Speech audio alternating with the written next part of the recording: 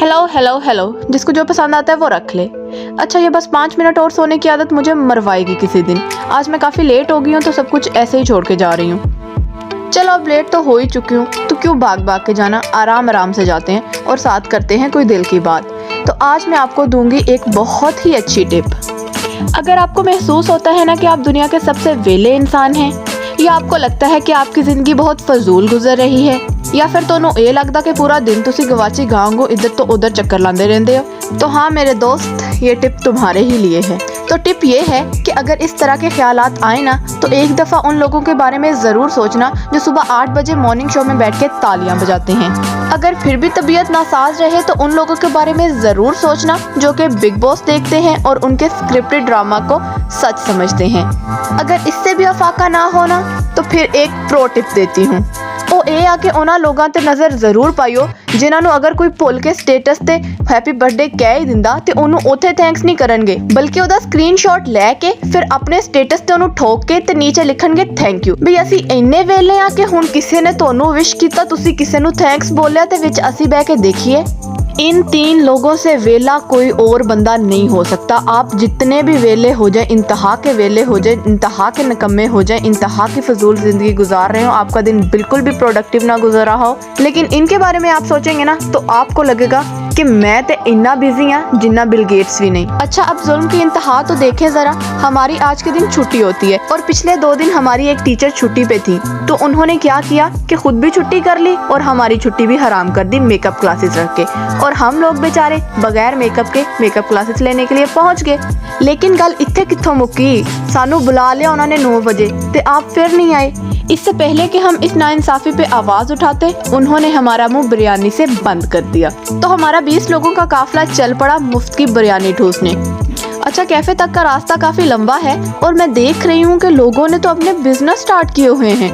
कोई यहाँ पे जहर बिरयानी बेच रहा है तो किसी ने अपने समोसे चटनी का कारोबार शुरू किया हुआ है। फिर मैनू लगा कि मैं ही सब तो फजूल हाँ जी अपने माँ बाप के पैसों से पाल रही हैं। लेकिन मुझे अपनी सबसे अच्छी बात यही लगती है कि ऐसे फजूल ख्यालात में ज़्यादा देर तक नहीं सोच सकती। जैसे मैंने बिरयानी देखी तो मैंने कहा हटाओ सब यार, बिरयानी खाते हैं और वो भी मुफ्त की। अब हमारी टीचर ने तो हमें सिर्फ बिरयानी के ही पैसे दिए थे, लेकिन कुछ नमकीन खा लो तो मीठा खाने का दिल करने लग जाता है और मीठा खा लो तो नमकीन खाने का दिल करने लग जाता है। चंगी गल है।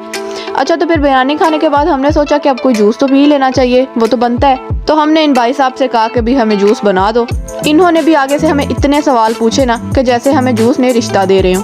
अच्छा, वो जूस लेके हम लोग पहुंचे क्लास में तो हमारी क्लास स्टार्ट हो चुकी थी और अल्लाह अल्लाह करके वो 1.5 घंटा गुजरा। अच्छा, जब मैं सो रही हूँ तो 1 घंटा 5 मिनट में कैसे गुजर जाता है मुझे नहीं पता चलता, और जब मैं क्लास ले रही हूँ तो 5 मिनट 1 घंटे में कैसे बदल जाते हैं मुझे ये भी पता नहीं चलता।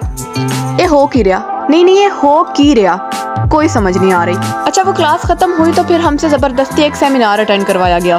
मैं तो दस दिया कि बेसिकली सेमिनार है की सी।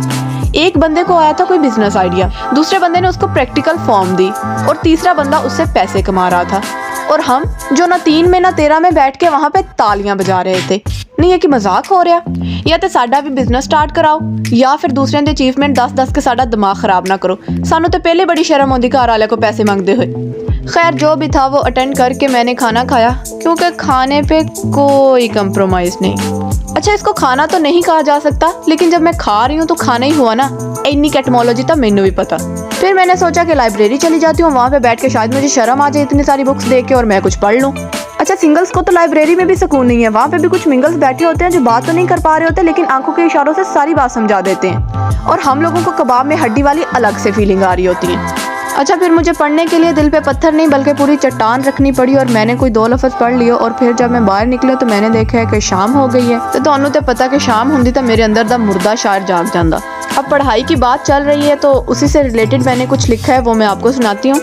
कि ना जाने क्यों पढ़ाई है, फेल होने पे पिटाई है, घूंट कड़वा बर भी लिया, चलो पढ़ भी लिया, फिर देना पेपर क्यों ज़रूरी है, परखने की ऐसी क्या मजबूरी है, खुद असातिज़ा जो रखते हैं इल्म से लगाओ, हम पे क्यों डालते हैं पढ़ने का दबाव, उनका बस चले तो कब्र में आके भी पढ़ाएं, थ्योरम याद कराने मुनकर नकीर से लड़ जाएं, हम बच्चे ही सही खुद को बड़े अजीज़ हैं, अकल के कच्चे ही सही खुद को बड़े मुफीद हैं, फेल भी हो तो इज्जत अफजाई की जाए, हमसाये के बच्चे के फर्स्ट आने पे ना लड़ाई की जाए।